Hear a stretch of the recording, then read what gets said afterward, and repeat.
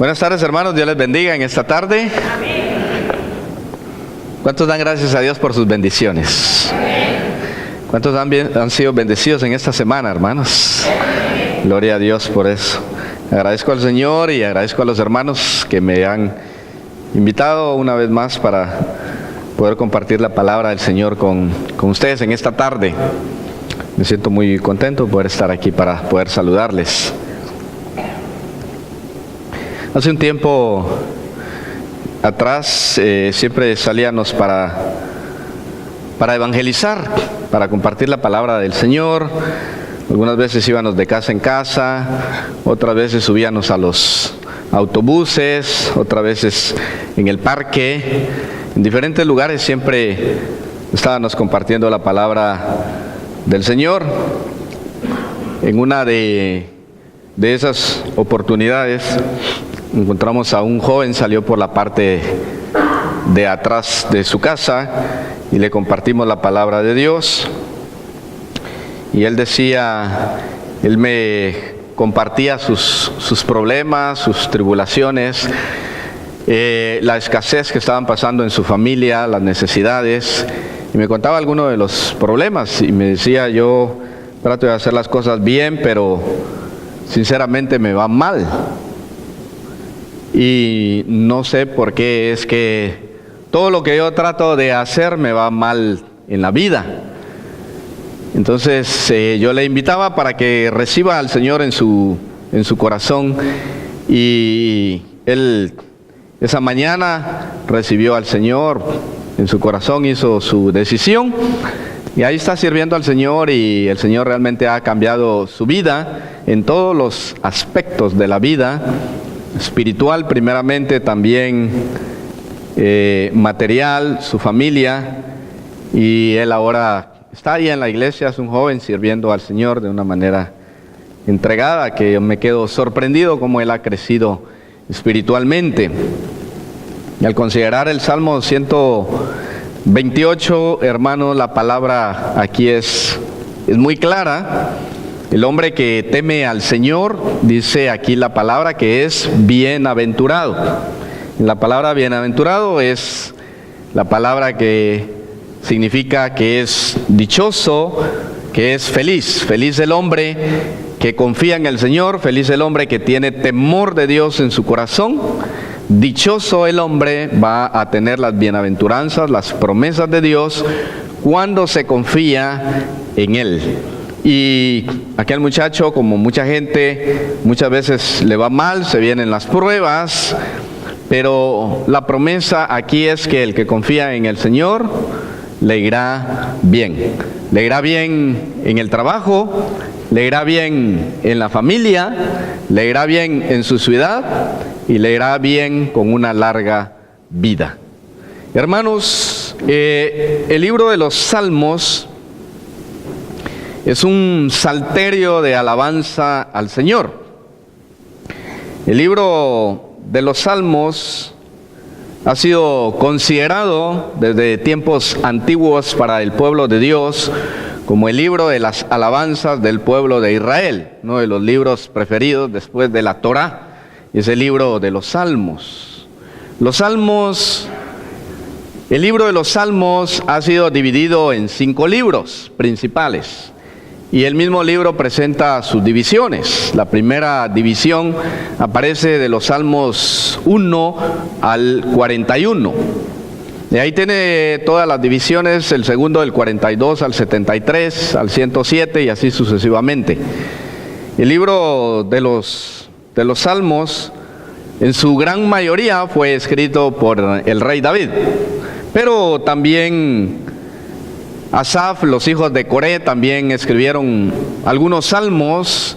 Salomón mismo, Moisés, y algunos salmos que no tienen definido el autor. El libro de los Salmos también, hermanos, encontramos que hay en el libro de los Salmos que es una alabanza, un salterio a Dios para exaltar la grandeza de Dios, lo que Dios es, lo que Dios hace. Él merece alabanza, Él merece tributo, merece adoración, merece ser reconocido por lo que Él es y por lo que Él hace, tenemos las divisiones de los salmos o algunos salmos identificados. Tenemos, por ejemplo, los salmos de alabanza general, los salmos de alabanza específica, los salmos mesiánicos, los salmos imprecatorios, los salmos de subida o los salmos de ascenso, entre algunas categorías de los salmos. Y el Salmo 128 está dentro de la categoría de los llamados salmos de ascenso, también se le llama salmos de subida o salmo gradual. Eso es, hermano, los salmos son del Salmo 121 al Salmo 133, están considerados como los salmos gradual o los salmos de ascenso, porque este es el pueblo de Israel, aquellos que vivían fuera del pueblo de Israel, que quizás habían sido exiliados y vivían en otras naciones, siempre para las fiestas judías venían y viajaban en familia, entre amigos, en caravana, y mientras ellos viajaban en caravana hacia Jerusalén, ellos solían cantar alabanzas y solían cantar salmos. Y de manera especial, como Jerusalén está en una montaña, está en alto, mientras ellos iban subiendo hacia Jerusalén y mientras subían también al templo que tenía muchas gradas, que estaba en alto, iban cantando estos salmos. Por eso se le llama salmos de cántico gradual.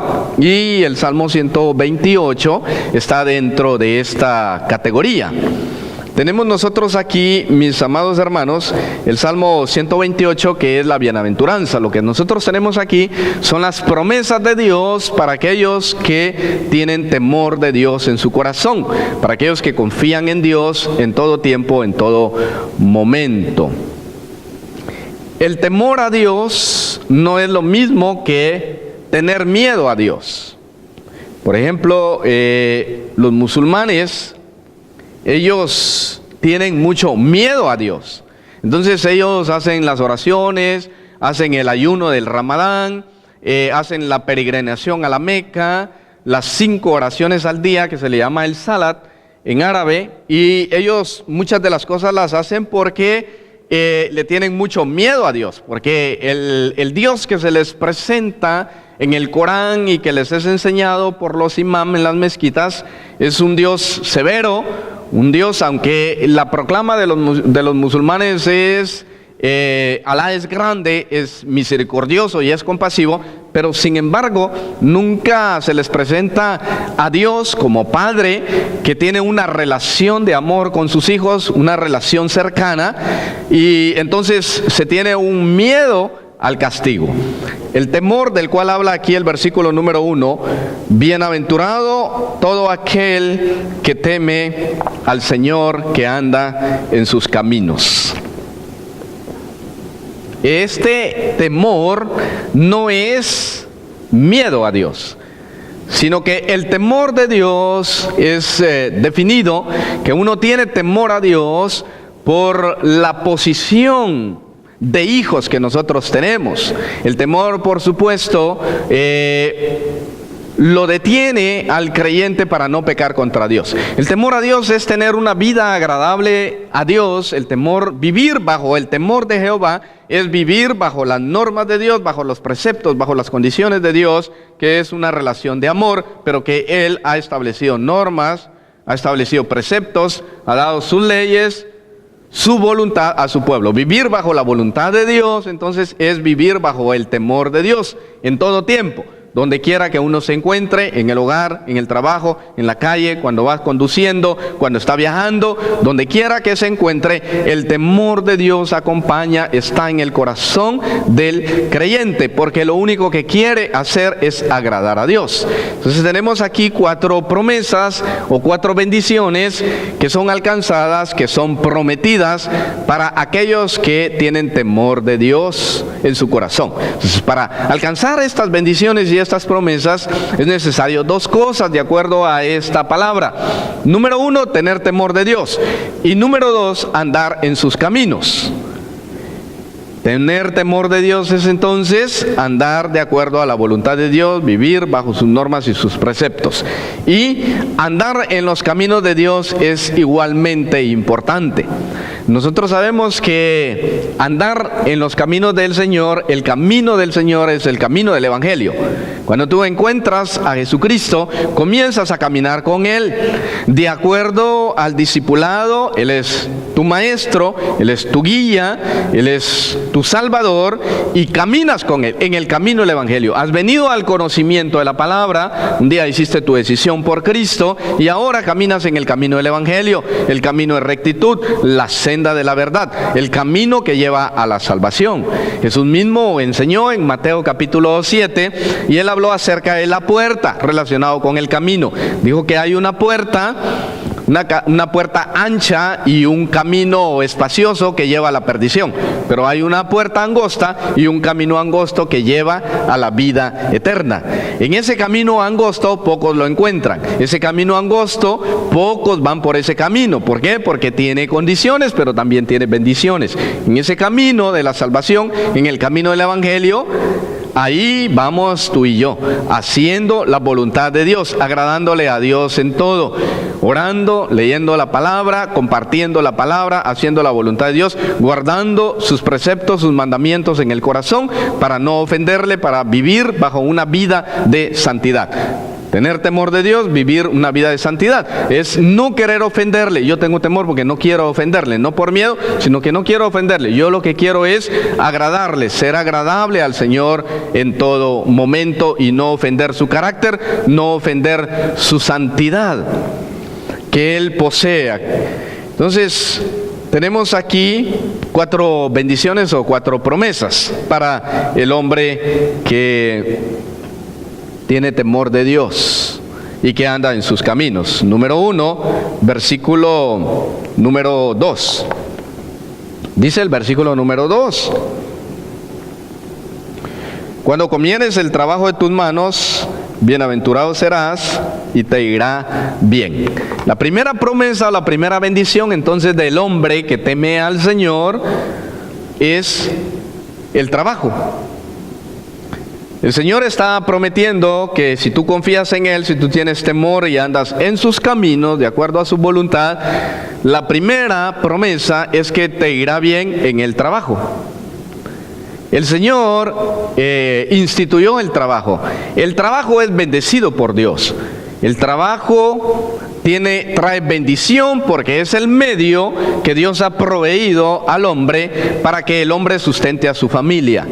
Dios puso a Adán en el huerto y no lo dejó ocioso, que es otro de los propósitos del trabajo, que el hombre esté ocupado, que produzca, que trabaje, que labre la tierra para que no esté ocioso, porque cuando una persona está ocioso, entonces pueden venir malos pensamientos a su mente. Hay un viejo refrán que dice que una mente desocupada es un taller de Satanás.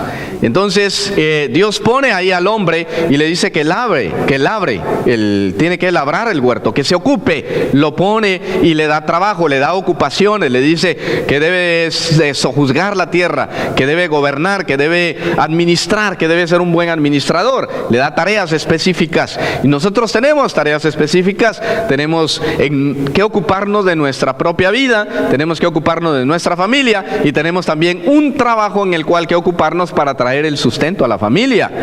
Pero Dios dice que te irá bien en el trabajo. Y en el trabajo, hermano, para que a uno le vaya bien en el trabajo, hay que ser diligente en el trabajo. Hay que llegar temprano y siempre se pide caminar la milla extra. Algunas veces en el trabajo no queremos dar ni un minuto más, pero yo te aconsejo, si llegas más temprano y si sales 15 minutos más tarde, no cobres más, no pidas, hazlo, camina la milla extra, que vas a ser recompensado. Siempre hay que hacer más de lo que se le pide, hay que tener iniciativa. Hace algunos días compartía con un pastor y me decía este hermano, mira hermano, yo trabajo en construcción y soy encargado de un grupo. Y cuando me pusieron, hermano, yo creí que no iba a poder trabajar con los americanos, pero realmente yo sé que tengo la capacidad, Dios me ha dado la capacidad, Dios me ha bendecido y soy muy puntual en mi trabajo e incluso ellos se han quedado sorprendidos y me han puesto a dirigir, trabajar con ellos y las mismas personas le dicen, mira, le dice, realmente estoy sorprendido del trabajo que ustedes hacen.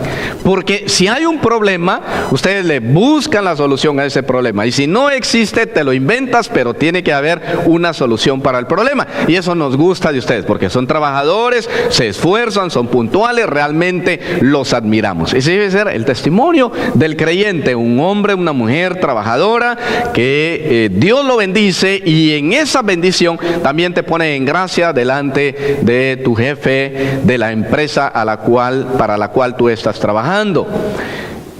José, cuando llegó como esclavo a Egipto, él llegó en una condición realmente desfavorable.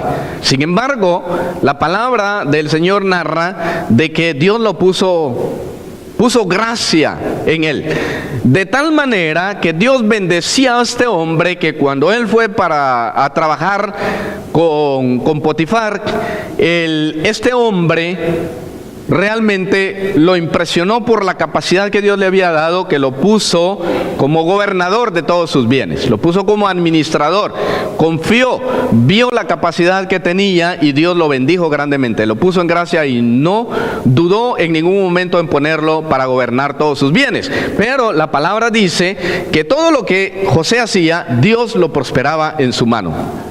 Y esta era la oración también de Esdras: acuérdate de Dios para bien de mí, ¿verdad? Porque todo lo que hago para ti, entonces Dios te va a bendecir en tu trabajo.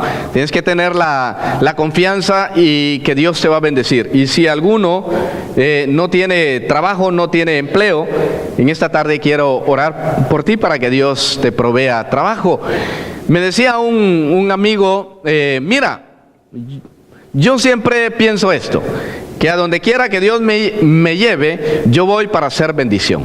Entonces esta es la mentalidad que el creyente debe tener, ¿verdad? A donde quiera que Dios te lleve a trabajar o a vivir, tú vas para hacer bendición, porque tienes la bendición y la promesa de Dios, que Dios te va a bendecir y te va a prosperar en tu trabajo, porque es el fruto de tus manos. Dice aquí, bienaventurado el hombre, ¿verdad?, que con el trabajo de sus manos alimenta a su familia. Entonces el trabajo no es fácil, el trabajo es cansado. Porque cuando nosotros encontramos en Génesis capítulo 3 que después de la desobediencia, de la entrada del pecado al mundo, Dios maldijo la tierra y le dijo al hombre: ahora espinos y cardos te producirán, ¿verdad?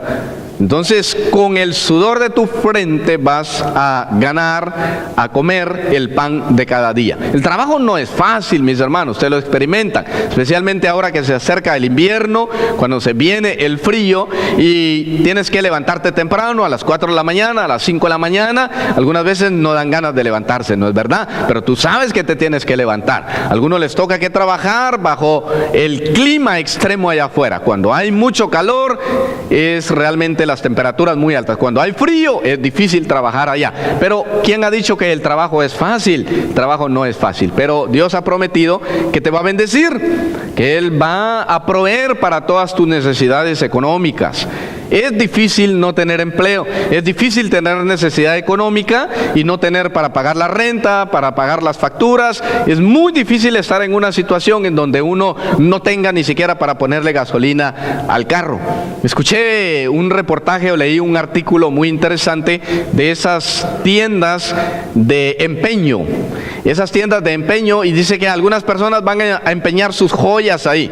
Van a empeñar sus joyas y una persona decía: bueno, yo vengo a empeñar mi joya porque con esto por lo menos puedo poner la gasolina para la semana y ver que si consigo algún trabajito por ahí. Es realmente difícil estar en esa condición, pero Dios ha prometido ser fiel. Dios es fiel, Dios nos provee. Yo estoy seguro de que esta semana ha habido abundancia de comida en tu mesa, en tu refrigerador ha estado lleno. Hay tanta abundancia que algunas veces no somos capaces de comer todo lo que Dios nos ha dado. Esa es una gran bendición de parte de Dios. Hay que esforzarse, hay que trabajar duro, hay que levantarse temprano, hay que acostarse a veces tarde, con cansancio, pero Dios está bendiciendo tu trabajo para que lleves la provisión a tu familia, a tu esposa, a tus hijos, para que tengas un hogar feliz con la bendición de Dios. Amén. ¿Cuántos tienen trabajo, hermanos? ¿Cuántos dan gracias a Dios por el trabajo? Gloria a Dios. El trabajo es una bendición de Dios. Aquel joven que les contaba me decía, hermano, ayúdeme a orar, quiero que ore por mí para que Dios me provea un trabajo. Fui a un trabajo y cuando llegué, un trabajo salió ahí anunciado en el periódico, y cuando fui habían como 1000 personas haciendo fila, de aquí hasta la otra esquina. Yo le digo, mira, mi experiencia, mi testimonio personal, yo te voy a contar. Yo confío en Dios y lo pongo en las manos de Dios, doblo mis rodillas, lo pongo en oración, y Dios dice, deleítate a sí mismo en el Señor y Él concederá las peticiones de tu corazón. Él sabe que tienes necesidad, Él le ha enseñado que si Él alimenta las aves de los cielos, entonces ¿cómo no te va a dar a ti lo que tú necesitas? No importa que hayan 1000 personas haciendo fila para un empleo. Si tú confías en Dios, tú vas a ser el elegido. Dios te va a dar ese trabajo, pero confía en Dios, sírvele a Dios. Y entonces fue a un empleo y el Señor le proveyó. Hoy tiene un buen empleo y ya tiene vehículos, Dios lo ha bendecido y ahí está fiel con el Señor. Pero no le va a pasar, le digo, como a otro joven que pasó cuando yo acababa de aceptar y llegué a la iglesia. Los días martes era culto de oración y él llegaba fielmente todos los martes, no fallaba para llegar al culto de oración. Y él pedía, hermano Samuel, si hay algún Samuel aquí, es pura coincidencia. Hermano Samuel, le decía, ¿cuál es tu petición de oración? Y él decía, hermanos, oren por mí para que Dios me provea un trabajo porque no lo tengo. Aquel joven todos los martes pedía oración por el trabajo. El día que tuvo trabajo y Dios le concedió la petición de su corazón, nunca más volvió a llegar a la iglesia para dar gracias a Dios porque Dios le había proveído aquel trabajo. El primer salario que recibió, en lugar de venir a la iglesia para entregar sus diezmos y sus ofrendas, se fue a comprar un televisor tan grande que después ya no tuvo tiempo porque se compró radio, se compró computadora, se compró cosas que ya lo alejaron de las cosas de Dios. Pero el Señor ha prometido bendecirnos. Ahora, en Deuteronomio dice, al pueblo de Israel, cuando tú poseas la tierra prometida, la tierra que fluye leche y miel, acuérdate de Dios, no te olvides de Dios. No te olvides el camino por el cual Dios te trajo. Ahora que tienes abundancia, ahora que tienes bendición, ahora que te he bendecido, no te olvides de diezmar, no te olvides de ofrendar, no te olvides de ayudar al pobre, a la viuda, al huérfano, ofrenda para las misiones. No te olvides el camino por el cual te he traído. Nunca vaya a haber orgullo en tu corazón, sino siempre sea humilde y agradecido con Dios por las bendiciones y las cosas que Dios te ha concedido. En segundo lugar, la segunda promesa que tenemos aquí es la familia. Dice en el versículo número 3. Tu mujer será como vid que lleva fruto a los lados de tu casa. Tus hijos como plantas de olivo alrededor de tu mesa. La segunda promesa, la segunda bendición es en relación a la familia. La primera es en relación al trabajo, la segunda es en relación a la familia.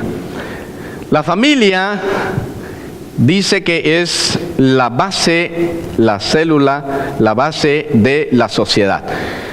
Si la familia está desintegrada, un país y la sociedad está desintegrada. Si la familia es disfuncional, la sociedad está desintegrada. Si la familia es disfuncional, entonces los hijos no van a funcionar tampoco. Por eso la base también de la iglesia son familias. Es bonito ver la iglesia integrada por familias. Algunos quizás su familia no han venido a los pies del Señor, algunos quizás su familia no están con ellos, pero lo cierto es que Dios ha prometido bendecir la familia. Aquí tenemos la figura de la bendición de la mujer que trae bendición al hogar. La figura de Proverbios 31, que siempre lo dedicamos a las madres en el Día de las Madres. La mujer virtuosa es la que trae bendición al hogar. Dice, si tú confías en el Señor, si tú tienes temor de Dios en tu corazón y tú andas en los caminos de Dios, te va a ir bien en tu matrimonio, tus hijos van a andar en integridad y vas a tener unidad, amor y bendición en tu familia.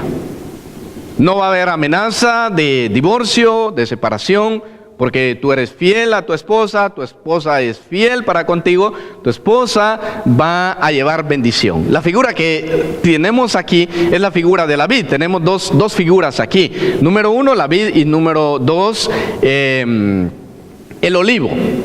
La vid, se dice que todo judío deseaba, era y es deseable para todo judío tener una viña, plantar una viña, tener una vid. Y con el tiempo, aquellos que no tenían terreno grande para sembrar una viña tan grande, pero siempre alrededor de la casa se sembraba la vid, que produce la uva y produce el vino. Pero esas ramas que crecían alrededor de la casa proveían también sombra para la casa en la época, en el verano, cuando más calor, cuando las temperaturas suben, sobre todo en Israel y en el Medio Oriente, en donde todo es desierto. Es muy desierto. Yo estuve en un país en donde todo es desierto, no hay montaña, no hay bosques, no tiene recursos naturales y realmente es bastante difícil encontrar un árbol grande y frondoso que provea sombra en el tiempo de calor, lugares donde no hay aire acondicionado, ni ventilador, ni estas cosas. Y esas plantas que se sembraban alrededor de la casa no solamente traía también provisión para el hogar, sino que proveía sombra. Entonces dice tu mujer, le dice, porque aquí está hablando al hombre, al varón, el varón que es bendecido por Dios, que teme a Dios. Dios le va a pedir cuentas del hogar al hombre, no a la mujer. Es al varón. Por eso el varón es cabeza en el hogar, no es cabeza autoritaria para mandar, para pegar, para gritar, sino para ser ejemplo. Es el sacerdote del hogar, es el que guía espiritualmente a su familia. Pero la función de la esposa es tan especial, es como esposa y como madre tiene una función muy especial dentro del hogar. Por eso menciona a los hijos aquí también. Y tenemos la figura de que los hijos están alrededor de la mesa, porque la segunda figura son la planta de olivo, los árboles de olivo. Dice que con el tiempo también se llegó a plantar los árboles de olivo cerca o junto a las plantas de la vid, porque las raíces del árbol de olivo ayuda a regenerar las raíces de otros árboles. Entonces tenemos nosotros aquí que los hijos, la figura de los hijos son como plantas de olivo alrededor de la mesa. La mesa, hermano, tiene una figura muy importante y tiene un significado muy especial. Pero en algunas culturas no se usa mesa para comer, no existe la mesa. En otras culturas sí, en nuestra cultura es normal. Cuando nos sentamos para comer, para desayunar juntos, para cenar juntos como familia, utilizamos la mesa. Entonces la mesa, hermano, también para mí es un símbolo de unidad dentro de la familia. Es algo que hemos perdido y estamos perdiendo en la sociedad actual, aún como cristianos. Y debemos de poner mucha atención a esto. Yo quiero darte algunos consejos, especialmente a las parejas jóvenes que tienen hijos todavía pequeños, adolescentes, sujetos a ustedes. ¿Por qué? Hoy en día, hermanos, se está perdiendo la comunicación dentro de la familia. Si tú pierdes la comunicación con tus hijos, si tú no les dedicas tiempo, si no dedicas tiempo a tu esposa, si no dedicas tiempo a tu esposa, entonces tarde o temprano los hijos cuando crecen, los hijos se apartan de los caminos del Señor, pierden el temor a Dios, del cual se está hablando aquí. Es interesante que la planta de olivo, hermano, dice que tú la siembras y hasta los 7 años comienza a dar los primeros frutos. Un estudio de salud y un estudio científico demuestra que los primeros 7 años de vida del niño son los más importantes de su vida. Todo lo que tú enseñes, todo lo que tú hables, todo lo que miren de ti, todo lo que escuchen de ti y de la relación con tu pareja, tus hijos durante los primeros 7 años son los que van a utilizar toda su vida. Si escuchan algo malo, si miran algo malo, si tienen una mala experiencia, cuando ellos crezcan, de alguna manera va a florecer en sus vidas aquello malo que no captaron en el hogar. Por eso es tan importante sembrar en los hijos la palabra de Dios desde que están en el vientre. Yo recuerdo cuando mis hijos, principalmente el mayor, tengo 2 hijos varones, estaba en el vientre de su madre, de mi esposa. Cada tarde cuando yo regresaba del trabajo, yo siempre tocaba su estómago, su vientre, y le hablaba. Yo leí un libro cristiano, y también basado en el Salmo 139, que el bebé escucha. Por eso es que rechazamos el aborto, no estamos de acuerdo con el aborto, pero el bebé tiene la capacidad desde el vientre de escuchar. Cuando tú le comienzas a hablar a ese bebé desde el vientre, te amo, te amamos, te deseamos, eres bienvenido, estamos esperando que venga, y comienzas a sembrar la palabra en esos años en los hijos, es muy importante, por eso tiene esta figura. Pero ¿qué es lo que pasa? Esa figura de la mesa y la comunicación la estamos perdiendo, mis hermanos, pon mucha atención. Hace algunos días compartía con un hermano, y en una semana que yo estuve con ellos en su casa compartiendo, hermanos, los hermanos como todos ustedes, todos se van a trabajar en la mañana y regresan por la tarde. El padre, la madre, los hijos también que ya están grandes, y por la tarde, alrededor de las 3 de la tarde, regresan a la tarde. La hermana cuando regresaba me decía: pastor, me siento cansada, me voy cansada, y regresa cansada. Entonces oré por ella, pero cuando ella dice voy a descansar un rato, después de descansar ella se levantaba para cocinar. Pero lo que ella cocinaba nadie lo come en la casa. Entonces toda la comida se quedaba allí, toda la comida se desperdicia porque todos comen afuera. Una de estas tardes, una de estas noches, sí dijeron, bueno, vamos a comer. Y ahí está la mesa, pero resulta que ellos son 4 miembros de la familia y solo hay 2 sillas. Y yo ocupé una y el hermano ocupó una. Entonces la hermana agarró su plato de comida y se fue para la sala, se sentó en el sofá, prendió el televisor. El hijo agarró su plato de comida, se fue para su cuarto. La hija agarró su plato de comida y se fue para su cuarto. Entonces cada uno se fue a su lugar para comer y no nos sentamos alrededor de la mesa para dialogar y para platicar. Yo tengo aquí tengo unos folletitos aquí que se llama Atrapado en las redes sociales. Y son 4 folletitos y los quiero regalar. Si alguno lo quiere leer, se los voy a regalar, lo voy a poner aquí. Y pase, no tenga pena, lléveselo, se lo estoy regalando. Entonces, mis hermanos, ¿qué es lo que está pasando con las redes sociales? Nos están alejando, nos están dividiendo. Tiene ventajas, pero tiene muchas desventajas. Encontré una figurita, alguien puso una figura ahí en Facebook que me llamó la atención y lo hace reír a uno de esas cosas.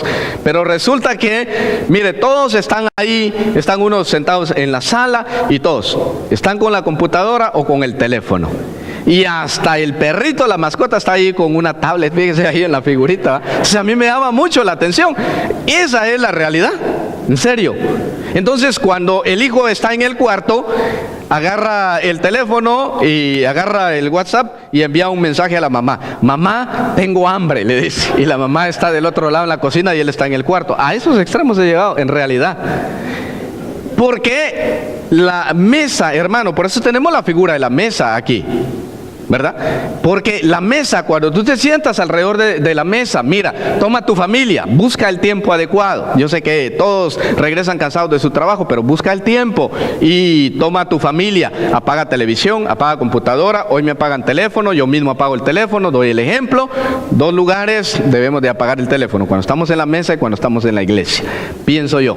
Entonces, ok, vamos a dialogar. ¿Cómo te fue, hijo, en la escuela? ¿Cómo te fue en el trabajo? Y uno le quiere sacar la información a los hijos y los hijos no le dan información a uno. ¿Cómo te fue, hijo? Bien, pero uno quiere escuchar más que bien, ¿no es verdad?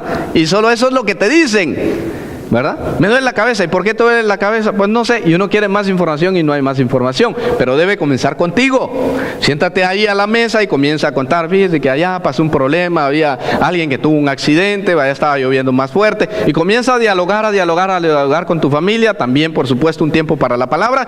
Cuando tú te das cuenta, si lo haces desde niño, los niños van a ser comunicativos. Tus hijos van a ser comunicativos. Tú vas a ser su mejor amigo. Cuando tenga un problema, no se lo va a ir a contar a su amigo que no sabe nada, nada que es de su edad ni a su amiguita, sino que va a venir y te lo va a contar porque te tiene confianza, porque eres una madre, un padre que le inspiró confianza, que se abre al diálogo. Entonces tus hijos van a venir, porque aquí la figura dice alrededor de tu mesa. Entonces tomemos ese tiempo, tomemos ese devocional en familia, apartemos tiempo para enseñarles la palabra de Dios, para orar juntos, para orar por ellos. Ora por tu cónyuge, que tu cónyuge ora por ti, ora por tus hijos, ora por tus nietos, que es la última de las bendiciones que aparece aquí. Y esto es muy importante. Entonces el tema de la familia es muy amplio, es muy bonito este tema, y en alguna oportunidad también podemos dedicar un tiempo para la conferencia, también una conferencia específicamente acerca solamente del tema de la familia y las relaciones familiares. Hay libros que le ayudan a uno y le orientan cómo educar los hijos, cómo tener una buena relación en el matrimonio. Amén, hermanos. Así que toma tu familia, hermano, ora con ellos, ora por ellos, dedícales tiempo. Y la figura aquí de la madre es tan maravillosa, atendiendo, dándole cobertura a su esposo, a sus hijos, es tan maravillosa. El tiempo nos avanza, vamos a continuar. La tercera, hermanos, promesa. La primera, Dios te va a bendecir en el trabajo. La segunda, Dios va a bendecir tu familia, si eres un hombre temeroso de Dios. Y la tercera, dice, he aquí, así será bendecido el hombre que teme a Jehová. Versículo 4. Versículo 5.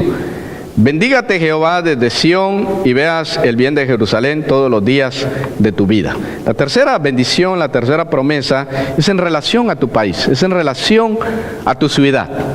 Algunas veces no lo consideramos así, pero Dios dice que va a bendecir tu nación. Así lo deberíamos de considerar, porque nosotros primeramente tenemos la ciudadanía celestial, una ciudad fundada sobre un fundamento que no es humano.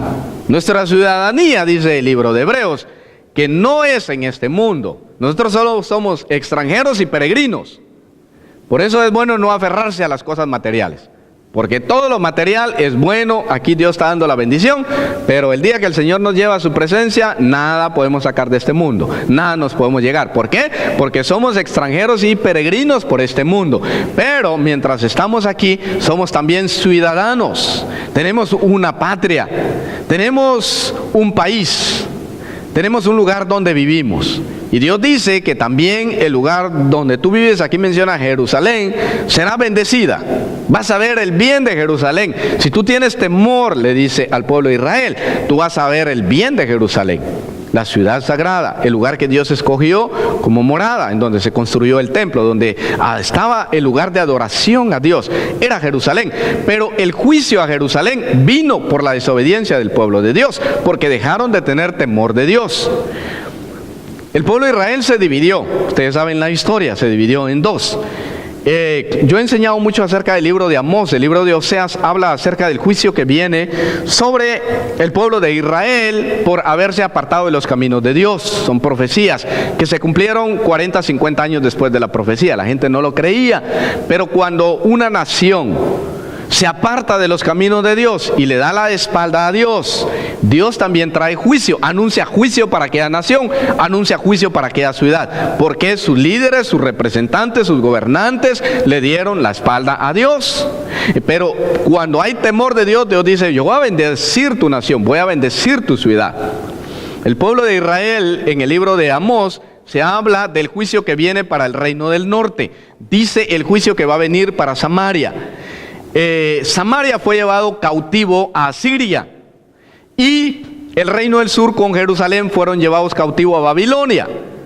Y cuando termina el cautiverio 70 años después, en cumplimiento a la profecía de Jeremías y otros siervos de Dios, entonces para cumplimiento de la palabra se levanta Ciro, rey de Persia, y da el edicto de que el pueblo judío vuelva para Jerusalén, para edificar Jerusalén y la casa de Dios. Hay tres grupos que regresan del exilio.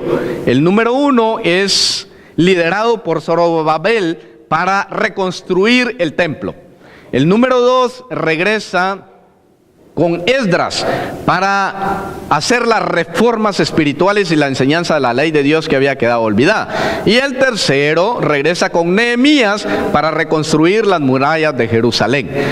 Dios quiere bendecir tu ciudad y este país. Hermanos, solo quiero terminar diciendo, y nosotros lo sabemos, debemos de ser fieles al Señor, porque este país, esta nación, como nación, le ha dado la espalda a Dios. Y cuando una nación le da la espalda a Dios, el juicio va a llegar tarde o temprano. Pero como hay un remanente fiel, que se mantiene fiel delante de Dios, por eso Dios, en su misericordia, alarga su misericordia para aquel país. De manera que Dios te ha traído a esta nación, tú eres ciudadano de esta nación, tengas o no tengas tus papeles, eres ciudadano y vienes para ser de bendición. Y Dios dice, voy a bendecir tu nación, voy a bendecir tu país. A través de los hijos de Dios, aquellos hombres temerosos de Dios, Dios bendice también la nación y la ciudad. Hay un canto de Jaime Murrell que dice, ayúdame a mirar con tus ojos. Yo quiero sentir con tu corazón, ¿verdad? Trae la paz, te pido perdón por mi ciudad, te pido perdón por mi nación. Trae la paz a mi nación. Esa debe ser la oración. Y ahora que vienen las elecciones, tú sabrás qué hacer. Desde el púlpito no se usa para hablar ni predicar política, pero sería bueno no estar desentendido, porque somos ciudadanos y tenemos responsabilidades. Y el último punto, solo te lo dejo, es larga vida. Vas a ver, dice, a los hijos de tus hijos, que son tus nietos. Dios te va a bendecir con larga vida y con tus nietos si eres un hombre, una mujer temerosa de Dios. Amén, hermanos. Muy bien, hermanos. Gloria al Señor.